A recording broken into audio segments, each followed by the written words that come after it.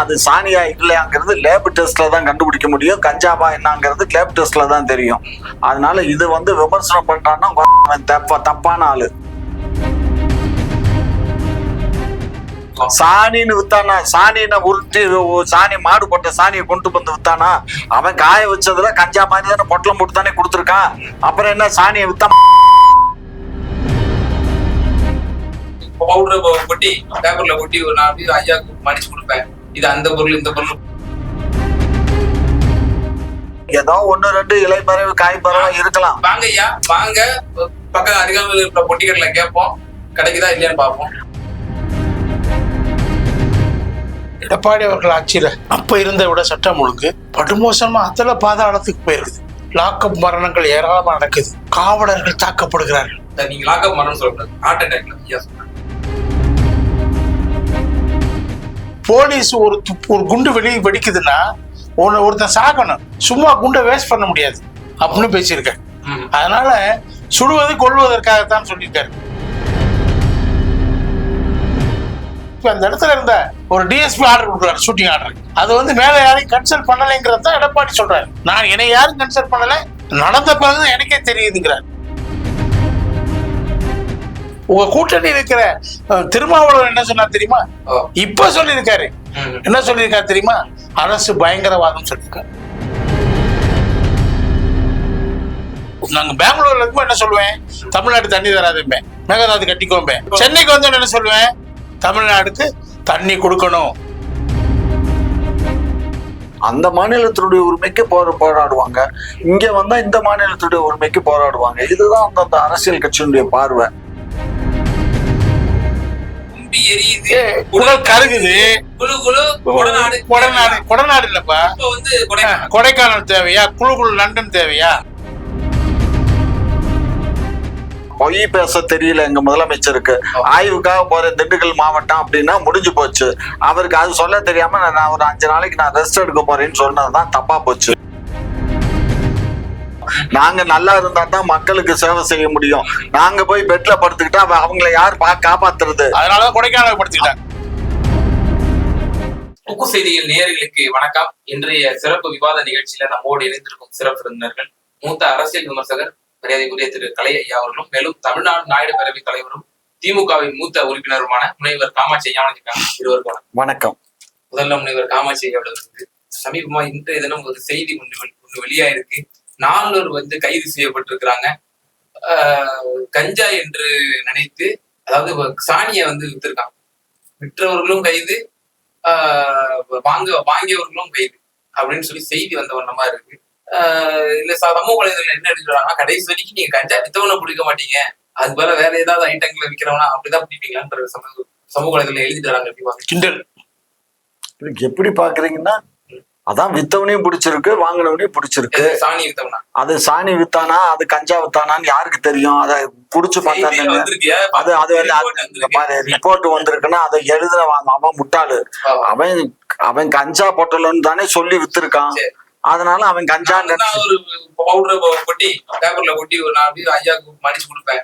இது அந்த பொருள் இந்த பொருள் அந்த பொருள் சொன்னாலும் அவன் ஐயா என்ன போட்டு பாரு போலீஸ் ஸ்டேஷன்ல பாத்தீங்கன்னா இந்த மாதிரி இந்த பையன் ஒரு ஆங்கர் பாரு சொல்றது கேளு. அப்படி நீ பண்ணி கொடுத்தேன்னா கூட அதை போலீஸ் ஸ்டேஷன்ல இருந்து அது லேபுக்கு அனுப்பிச்சு டெஸ்ட் பண்ணி அதுல போதை இருக்கா இல்ல சாதாரண பவுடரான்னு தெரிஞ்சதுக்கு அப்புறம் தான் உன்னை ரிலீஸ் பண்ண முடியும், அவரையும் ரிலீஸ் பண்ண முடியும். புரிஞ்சுக்கோ. அதனால அது சாணியா இல்லையாங்கிறது லேப் டெஸ்ட்ல தான் கண்டுபிடிக்க முடியும். கஞ்சாவா என்னங்கிறது லேப் டெஸ்ட்ல தான் தெரியும்.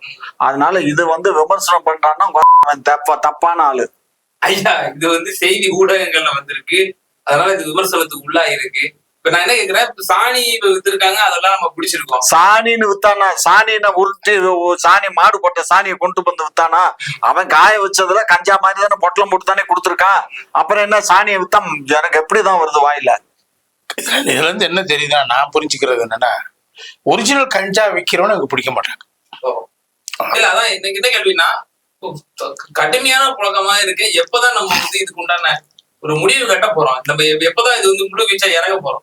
அதெல்லாம் முழு வீச்சா இறங்கியாச்சு. எல்லா இடங்களையும் பிடிக்கிறாங்க. கஞ்சாங்கிற போர்வையில அவன் சாணியை வித்தாங்கன்னு நீ சொல்ற. அது லேப் டெஸ்டுக்கு சொல்லி இருக்கா? அப்படி லேப் டெஸ்ட் செய்தி வரும்டா, செய்தி எல்லாத்துலயும் தான் வரும். எல்லாமே செய்தி தான். அதனால செய்தியை வச்சு நம்ம நம்ப முடியாது. எதுவுமே லேப் டெஸ்ட் பண்ணி அது கஞ்சாவா சாணியாங்கிறத கண்டுபிடிக்கணும். அவன் கஞ்சான்னு சொல்லி தானே வித்துருக்கான். அவன் என்ன சொல்லியிருக்கான், நான் கஞ்சா வித்தேன்னு சொன்னானா? அவன் வாங்கினவன் கஞ்சான்னு தானே வாங்கினான். அப்ப அவனை பிடிக்காம என்ன இது வெண்டாமரை வீசுவாங்களா? என்னையா பேசுற? எதிர்கட்சியா இருக்கும் போது குட்காவுக்கு எதிராக வந்து நம்ம கடுமையா புரட்சி செஞ்சோம். சட்டமன்றத்துல குட்கா போய் நம்ம வந்து எடுத்து காமிச்சோம். இந்த ஆட்சியில குட்காவே இல்லைன்னு சொல்ல முடியுமா உங்களால? இங்க பாரு, குட்காவே இருக்கா இல்லையாங்கிறத அவர் எதிர்கட்சிக்காரர் நாங்க சட்டமன்றத்துல காட்டணும்ல, அவர் அது மாதிரி சட்டமன்றத்துல கொண்டு காட்டுவாரு, அப்ப பாத்துக்கிடலாம். அவர் எதிர்கட்சி தலைவர், நாங்க கொண்டு போய் குட்காவை காட்டின மாதிரி அவர் கஞ்சாவை கொண்டு வந்து காட்டட்டும். கஞ்சா புழக்கம் இருக்கா இல்லையான்னு தெரிஞ்சுக்கலாம். ஏன்னா இப்ப நாங்க கஞ்சாவை முழுமையா ஒழிச்சுட்டோம். 99% முடிஞ்சு போச்சு. ஏதாவது வெளி மாநிலங்கள்ல இருந்து இன்னும் வந்துகிட்டு தான் இருக்கு. அது வர்றதா அந்த நெட்வொர்க்கே இப்ப நாங்க ஆஃப் பண்ணிட்டு இருக்கோம். ஆகையினால இது நீ நினைக்கிற மாதிரி அவ்வளவு ஈஸியா எல்லாம் கிடையாது. நாங்க எல்லாத்தையும் ஒழிச்சிருவோம். நம்ம ஆட்சியில இப்ப நம்மளுடைய இந்த 3 ஆண்டு கால திராவிட மாடல் ஆட்சியில நம்ம எதிர்கட்சியாக இருந்த போது குட்காக்கு எதிராக கடுமையான பிரச்சாரங்கள் செஞ்சோம். சட்டமன்றத்துல கவனம் ஈர்ப்புலாம் நம்ம வந்து பண்ணோம். ஆனா இப்போ வந்து நம்மளால சொல்ல முடியுமா உறுதியா குட்கா இல்லாத மாநிலம் தமிழகம் உங்களால உறுதியளிக்க முடியும்? ஒரு விஷயம் புரிஞ்சுக்கோ, எங்க பார்த்தாலும் குக்கோ பாட்டு இப்ப நீ இந்த பாத்ரூம்ல போனீங்கன்னா எங்க பார்த்தாலும் துப்பி துப்பி வச்சிருப்பாங்க. பாத்திருக்கியா? பார்க்க போடுவான், அந்த குக்கா போடுவான், எங்க பார்த்தாலும் இருக்கும். இப்ப அந்த கலாச்சாரமே இல்ல. எங்க அபார்ட்மெண்ட்ல பார்த்தா எங்க பார்த்தாலும் துப்பிட்டு போயிருப்பாங்க. இப்ப அந்த இதே இல்ல, சுத்தமா இருக்கு. ஆமா. ஆயினால ஏதோ 1-2 இலைப்பறவை காய்பறவை இருக்கலாம். வாங்க ஐயா, வாங்க பக்கம் அருகாமையில் இருக்கிற பொட்டிக்கடையில கேட்போம், கிடைக்குதா இல்லையான்னு பார்ப்போம். அதெல்லாம் எனக்கு தெரியாது. எங்கேயா விலை மரவு காய் மரவா எவனா வித்துட்டு இருப்பான். ஏற்கனவே தென்காசில எங்க கட்சிக்காரனே வித்தான்னு சொல்லி அவனை பிடிச்சி கட்சியில இருந்து நீக்கணும் இல்லாம அவன் மேல வழக்கு போட்டு உள்ள போயிருக்கான், ரிமாண்ட்ல இருக்கான். சோ அதனால கட்சிக்காரர் தான் அகில இந்திய கடத்தல் மன்னரா வந்திருக்காரு. நாங்க எல்லாத்தையும் இன்டர்நேஷனல் அவர் வந்து போதை சப்ளை பண்றவர். ஆமையா, அவனை குடிச்சு உள்ள போட்டாச்சு, அவனை தான் கட்சியை நீக்காச்சு. இல்ல அப்புறம் என்ன? மாணவர்களை புடி வச்சு எங்க எவனா இருந்தா என்ன, தப்பு பண்றவன் தண்டனை அனுபவிச்சுதான் ஆகணும். எங்களுக்கு ஒன்னும் பார்சியாலிட்டிஸ் கிடையாது. எவனை எங்க கட்சிக்காரனா இருந்தாலும் சரி, அவனுக்கு தண்டனை உறுதி. ஓகே திரு கலை சார், தொடர்ந்து வந்து நடவடிக்கைக்கு உள்ளாக்கப்பட்டு தான் இருக்காங்க. முழு வீச்சா இறங்கி இருக்காங்க. நடவடிக்கை எடுத்துட்டு தானே இருக்காங்க. கஞ்சா ஒழிப்புல வந்து முனைப்பா தானே இருக்காரு, உறுதியா தானே இருக்காரு. இந்த கஞ்சா குட்கா எல்லாம் போதைப் பொருட்களை உபயோகிப்பதனால சட்டம் ஒழுங்கு பாதிக்கப்படுது. அதுக்கு நேருக்கு இந்த போதைப் பொருட்களுக்கும் அந்த சட்டம் ஒழுங்கு பாதிப்புக்கும் நேரடியான கனெக்ஷன் இருக்கு. ஏன் சட்டம் ஒழுங்கு இந்த அளவுக்கு மோசமா போச்சு? இப்ப எடப்பாடி அவர்கள் ஆட்சியில அப்ப இருந்த விட சட்டம் ஒழுங்கு படுமோசமா அதுல பாதாளத்துக்கு போயிருக்குது. லாக்அப் மரணங்கள் ஏராளமா நடக்குது. என்ன, காவலர்கள் தாக்கப்படுகிறார்கள். நீங்க லாக்அப் மரணம் சொல்லக்கூடாது, ஹார்ட் அட்டாக்ல ஐயா சொன்னாங்க. அது சரி, மரணங்கள் நடக்க காரணம் வேற ஏதாவது சொல்லிக்கலாம், அவங்கவுங்க ஆட்சியாளர்கள் சொல்லிக்கலாம். ஆனா காவலர்கள் தாக்கப்படுகிறார்கள். அது இந்த ஆட்சியில் தாங்க நடக்குது. அது யாரு தாக்குறா? போதைக்கு அடிமையானவங்க காவலர்களை தாக்குறாங்க. ஒரு கனிமொழி அம்மா கலந்து கொண்டக்கூடிய கூட்டத்துல போய் ஒரு பெண் காவலரை பாலியல் சீண்டல் பண்றாங்க திமுக காரங்க. நீங்க எல்லாம் பண்ண பிறகு வெளியேற்றுறீங்க, அது வேற விஷயம். தற்காலிக வெளியேற்றம், நிரந்தர வெளியேற்றம், அதெல்லாம் 2 வகையா வச்சிருக்கீங்க. திருப்பி சேர்த்து எடப்பாடியார் ஆட்சியத்துல ராஜேஷ் தாஸ்ங்கிற ஒரு ஐபிஎஸ்ஏ வந்து ஒரு சக பெண் அதிகாரிகிட்ட கரெக்ட் தாங்க. அவர் அதிமுக காரரா? அவர் அதிமுக இல்ல, அவர் ஒரு போலீஸ் அதிகாரி, தவறு செஞ்சார், தண்டனை அனுபவிச்சுட்டு இருக்காரு. அவர் அது அவருக்கு எந்த வகையான அவருக்கு எந்த வகை உடனே துரிதமா எடுக்கப்பட்டது. அதெல்லாம் பூரா வழக்குகள் நீதிமன்ற வழக்குகள். அவர் இன்னைக்கு அதுல தப்பிக்க முடியாம மாட்டிட்டு இருக்கிறாரு. வழக்குகள் அருமையான குற்றச்சாட்டுகள் பலமா போடப்பட்டதுனால இன்னைக்கு அவரால் தப்பிக்க முடியல. குற்றச்சாட்டு அதிமுக அரசு காலத்தான் போடப்பட்டது. இத்தனைக்கும் அதிமுகவுக்கு வேண்டிய அவரு அதிகாரியா தான் இருந்தாரு. காவல்துறைக்குள்ளேயே இவ்வளவு கரெக்டா இருக்கு அப்படின்லாம் சொன்னாங்களே. இல்ல, ஒருத்தர் 2 பேர் செய்யறதை வச்சு காவல்துறை மொத்தமே கரெக்டா ஆயிடுச்சு சொல்ல முடியாது. ஆனா நான் சொல்ற நடவடிக்கைகள்லாம் காவலர்கள் திரும்ப திரும்ப தாக்கப்படுகிறார்கள். என்ன, பாலியல் சீண்டல்கள் நடக்குது. காவல்துறை பெண் காவலர்களும் அதுல இருந்து தப்பிக்க முடியல. இதெல்லாம் இப்ப நடக்கிற விஷயங்க. நீங்க தலித் மக்கள் மீது தாக்குதல், என்ன, இதெல்லாம் இப்ப நடக்கிற விஷயம். இப்ப சமீபத்துல ஒரு கோவில் திருவிழாவில் அது தலித்துகளுக்கும் அந்த மேல் ஜாதிக்காரங்களுக்கு இடையில பெரிய கலாட்டா. கடுமையான தாக்குதல் சேலம் மாவட்டத்தில். சேலம் மாவட்டம் நடந்திருக்கு. குடிசெல்லாம் இதெல்லாம் இந்த மாதிரியான போராட்டங்கள் தாக்குதல் இதெல்லாம் வந்து இந்த ஆட்சியில தான் அதிகமா நடக்குது. ஏதாவது ஒரு சாதாரணமா நடக்கிறது இல்ல, குடிசைகள் இல்லைங்க, பெரிய பெரிய கடைகளை பெட்ரோல் பாம்பு வீசுறான். இந்த பெட்ரோல் பாம்பு கலாச்சாரம் வந்து அதிகமா இருக்குது. அந்த கால அதிமுக ஆட்சியில இந்த மாதிரி வன்முறைகளுக்கு அங்கே அவ்வளவு இடம் கொடுக்கப்படல. காவல்துறைக்கு முழுமையான சுதந்திரம் தரப்பட்டது. இப்ப காவல்துறை கடிவாளம் போடப்பட்ட தூத்துக்குடி துப்பாக்கி சுடுங்க. நீங்க அது மக்கள் அதிகாரங்கிற ஒரு பயங்கரவாத அமைப்பு அதுக்குள்ள புகுந்து காவலர்களே தாக்குறாங்க. கலெக்டர் அலுவலகத்துல இந்த வாகனங்களை பூரா எரிக்கிறாங்க. அதுக்கடுத்து கலெக்டர் அலுவலகத்துக்கு உள்ள போக பாக்குறாங்க. அதுக்கு தடுத்துட்டு இருந்த காவலர்கள் மீது அவங்க வந்து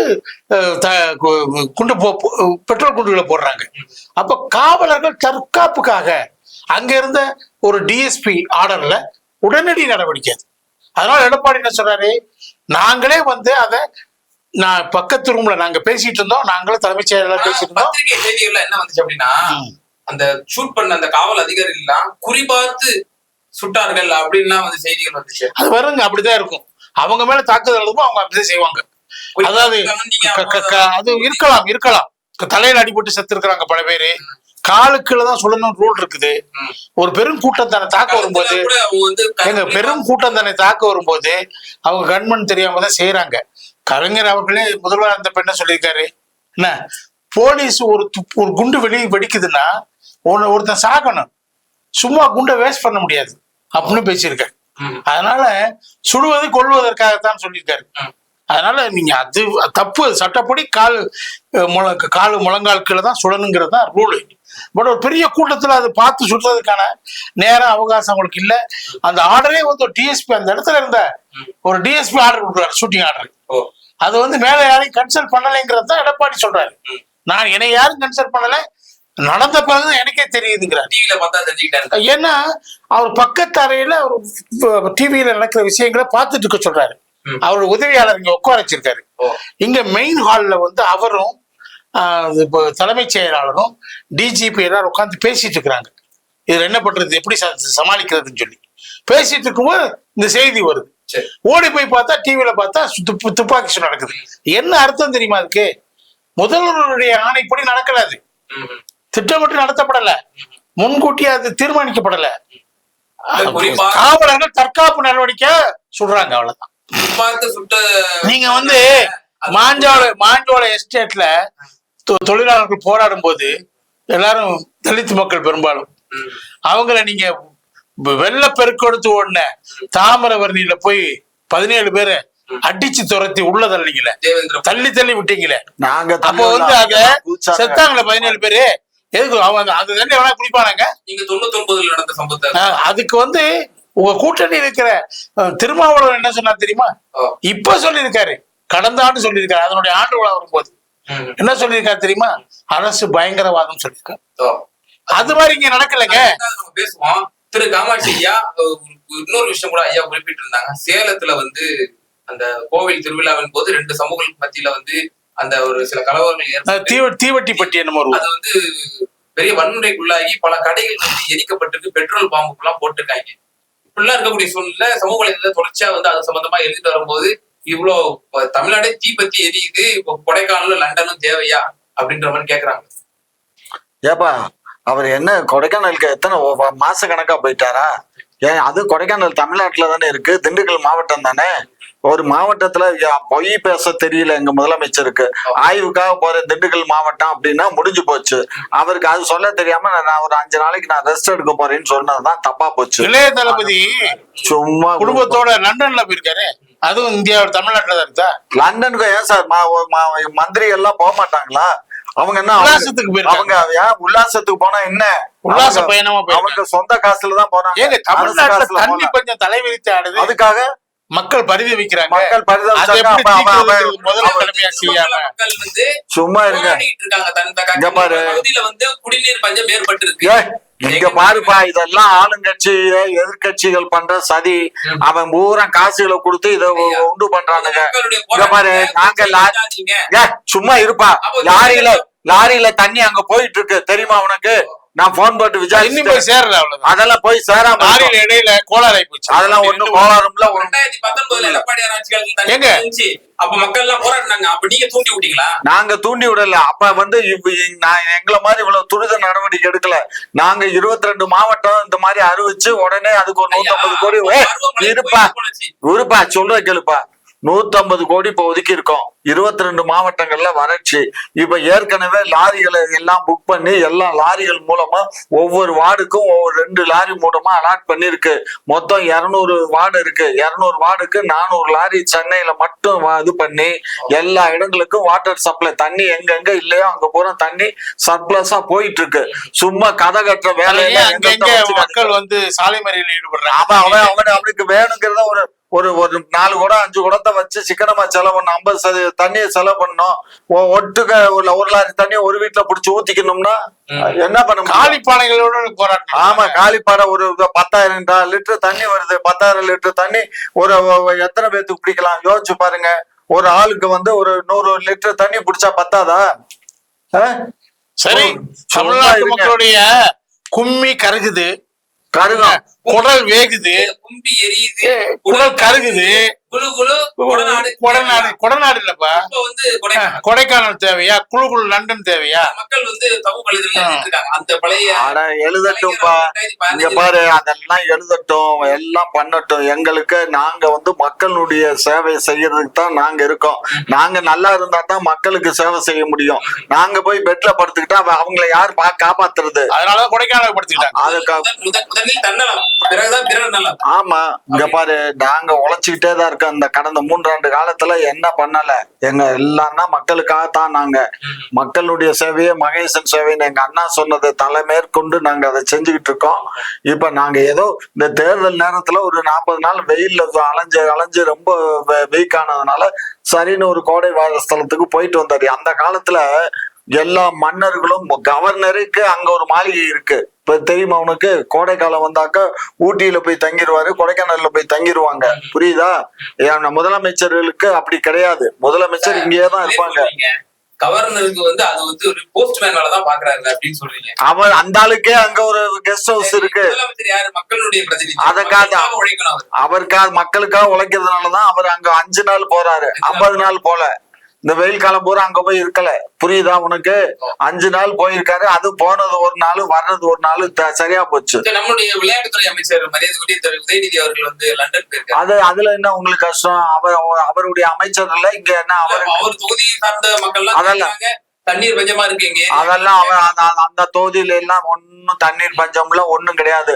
தண்ணீர் பஞ்சம் இருக்கு. நம்முடைய கோட்டைன்றோம். நேற்று சைதாப்பேட்டை மக்கள் வந்து போராட்டத்துல ஈடுபடுறாங்க. ஏரியால வந்து மின்வெட்டு அடிக்கடி தண்ணீர் பஞ்சம் பாரு. வெயில் காலம் வந்தாக்க எல்லாமே வரும், புரிஞ்சுக்கோ.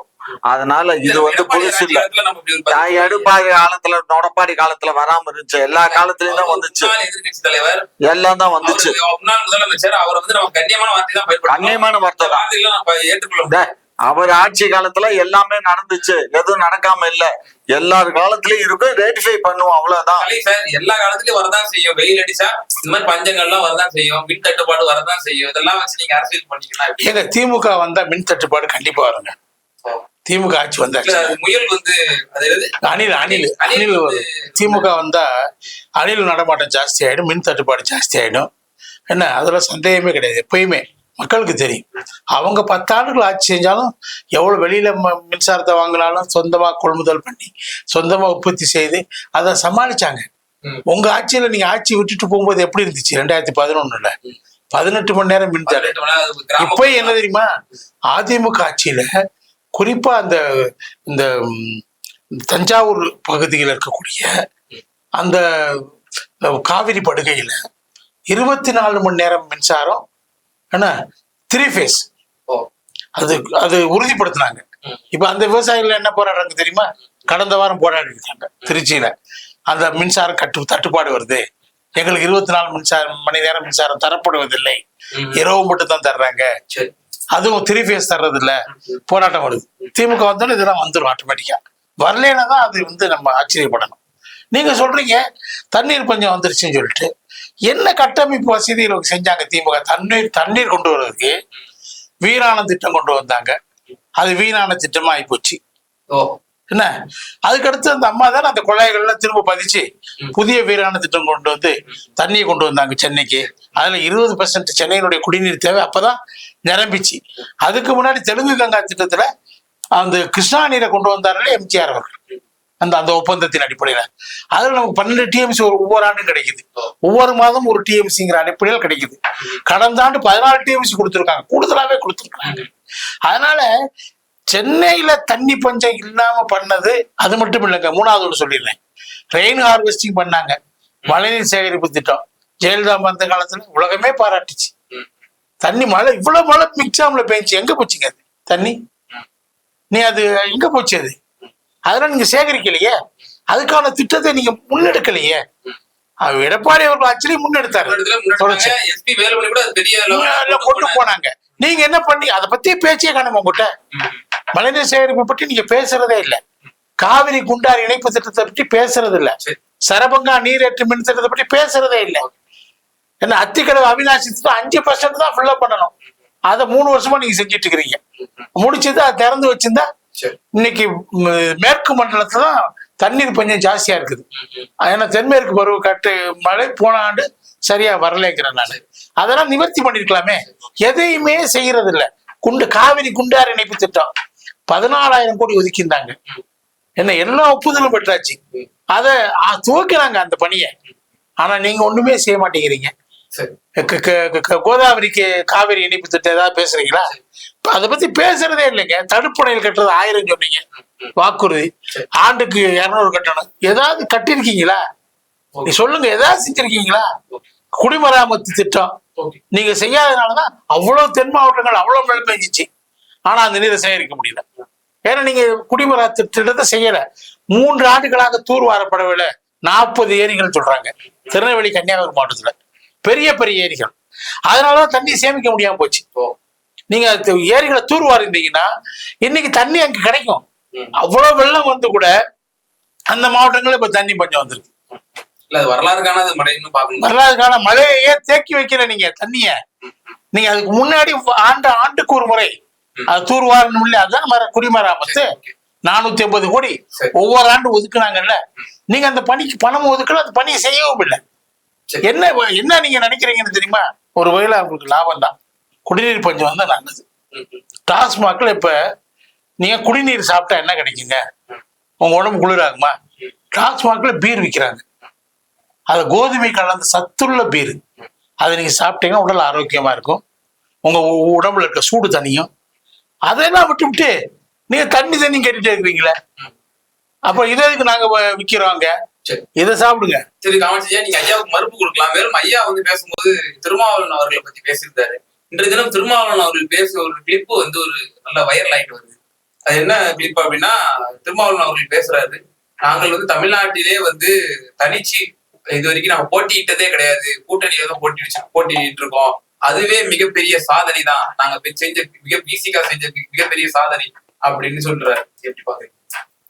அவருடைய கருத்தை அவரு முன்வைக்கிறாரு. இதுல பாக்குறது கேட்டா இருக்கு. சாதனையா? சாதனை இல்லையாங்கிறது அவருக்கு தான் தெரியும். நீங்க எப்படி பாக்குறீங்க? அது அவருடைய திறமையான அரசியல். அவர் கட்சி ஆரம்பிச்ச காலத்துல இருந்து அவர் சட்டமன்ற உறுப்பினர். ஆமா, சட்டமன்ற உறுப்பினரா இருக்காரு, நாடாளுமன்ற உறுப்பினரா இருக்காரு. இப்போ 3வது முறையா அது திமுகவுடைய தயவுன்னு சொல்லையா அவர்கிட்ட. அவருடைய தயவு எங்களுக்கு, எங்களுடைய தயவு அவருக்கு. இதனால இது கூட்டணி கட்சி தர்மமா பார்க்கணுமே தவிர ஒருத்தரால் தான் வெற்றி பெற்றாங்கன்னு சொல்ல இயலாது. அது கூட்டணி, அவ்வளவுதான். திரு கலை சார், நீங்க எப்படி பாக்குறீங்க? திருமாவளவன் அவர்கள் வந்து இந்த பேச்சு வந்து நல்ல வைரல் ஆயிட்டு வருது. நாங்க தனிச்சு நிக்கல, நாங்க கூட்டணியில இருந்து நாங்க இது வரைக்கும் பயணிச்சதே எங்களுடைய பெரிய சாதனை அப்படின்னு சொல்றாரு. அவர் சொல்றதுடைய உண்மையான கருத்து என்னன்னா, எங்களை யாராலும் புறக்கணிக்க முடியல. புறக்கணிக்க முடியாத சக்தியா நாங்க இருக்கிறதுனால ஏதாவது ஒரு கூட்டணியில் எங்களை சேர்த்துக்கிறாங்க. நாங்க தனித்து நிக்க வேண்டிய அவசியம் ஏற்படலன்னு சொல்றாரு. சீமான் அதுக்கு நேரம் எதிரான சொல்றாரு, நாங்க யாரோடையும் சேர மாட்டோம், நாங்க தனித்து தான் நிற்போம், எங்களுடைய பலத்தை காட்டுவோம் சொல்றாரு. காட்டியிருக்காரு. நீங்க தனித்து நின்று ஒரு தடவையா நின்னுக்க உங்க பலத்தை காட்டுங்களேன். எவ்வளவு அதுல அப்ப கூட கூட்டணி தானே. அப்ப கூட கூட்டணி 1% வாக்குள்ள வாங்கலையே நீங்க. அதுதான் உங்களுடைய பலம். அப்ப நீங்க அந்த உங்க பலமின்மையினாலதான் கூட்டணிக்கு போறீங்கிறது உண்மையை மறைச்சிட்டு என்ன சொல்றாங்க, எங்களாலதான் வட தமிழ்நாட்டுல திமுக ஜெயிச்சிச்சு அப்படின்னு சொல்றாங்க. இவங்களாலதான் ஜெயிச்சாங்களா அவங்களே? அப்ப நீங்க தானே தலைமை தாங்களா அந்த கூட்டணிக்கு? திமுக எப்படி தலைமை தாங்களா? இதெல்லாம் அது மட்டும் இல்லைங்க. அவருடைய சமீபத்துல பேசின இதோட மோசமான பேச்சு என்னன்னா, கர்நாடகால பெங்களூர்ல உட்காந்து என்ன பேசுறாரு தெரியுமா? அங்கே அந்த மாநிலத்துல விசிகாவை ஆரம்பிக்கிறார். அதனால திருமாவளவன் என்ன சொல்றாரு, அங்க போய் கர்நாடக மாநில விடுதலை சிறுத்தைகள் கட்சி ஆரம்பிச்சிருக்காருங்க. அங்க என்ன பேட்டி கொடுக்குறாரு தெரியுமா? நீங்க காவிரி நீரை தமிழகத்துக்கு தரணும் அப்படிங்கிறத ஒத்துக்குறீங்களா? மேகதாது அணை கட்டக்கூடாதுன்னு சொல்றத தமிழ்நாட்டு நீங்க இங்கேயும் சொல்லுவீங்களான்னு கேக்குறாங்க. இல்ல தமிழ்நாட்டுலதான் அந்த கட்சி அப்படி சொல்லும், எங்க கட்சி. ஆனா இங்க இருக்க கட்சி என்ன சொல்லணும்னா, தமிழ்நாட்டுக்கு தண்ணி தரக்கூடாதுன்னு தான் சொல்லணும். இன்னொரு அபத்தமான கருத்து சொன்னாரு. அங்க நான் பிரச்சாரம் செய்ய போகும்போது டி.கே. சிவகுமார் என்னை தவிர்த்துட்டாரு. இல்ல செய்யாதீங்க, நீங்க அங்க செஞ்சீங்க அப்படின்னா ஓட்ட ஸ்பிளிட் பண்ற மாதிரி ஆயிப்போயிடும், எங்களுக்கு நெருக்கடி வந்த மாதிரி ஆயிடும். அதனால நீங்க வேட்பாளரை மட்டும் நிக்க வைங்க, நீங்க பிரச்சாரம் செய்யாதீங்க, அதனால நான் பிரச்சாரத்தை பின்வாங்கிட்டேன்னு சொன்னாரு. அதையும் சொல்றாரு, பிளஸ் இதையும் சொன்னாரு. நாங்க கேரளா நாங்க பெங்களூர்ல இருக்கும்போது என்ன சொல்லுவேன், தமிழ்நாட்டு தண்ணி தராதும்பேன், மேகதாது கட்டிக்கோம்பேன். இல்ல இவரு சென்னைக்கு என்ன சொல்லுவேன், தமிழ்நாடுக்கு தண்ணி கொடுக்கணும், மேகதாது அணை கட்டக்கூடாதுன்னு சொல்லுவேன். திருமாவளவன் அவர்கள் ஒரு முதிர்ச்சியுள்ள அரசியல்வாதி, அவர் ஒரு நல்ல பக்குவமான தலைவர். ஆனா அவர் இந்த இடத்துல ஒரு சற்று தடுமாற்றம் ஏற்பட்டுச்சு. அதான் பெரிய தடுமாற்றம். நீங்க நீங்க இப்ப அங்கேயும் கூட்டணியில தான் போறாரு, அதனால பிரச்சனை.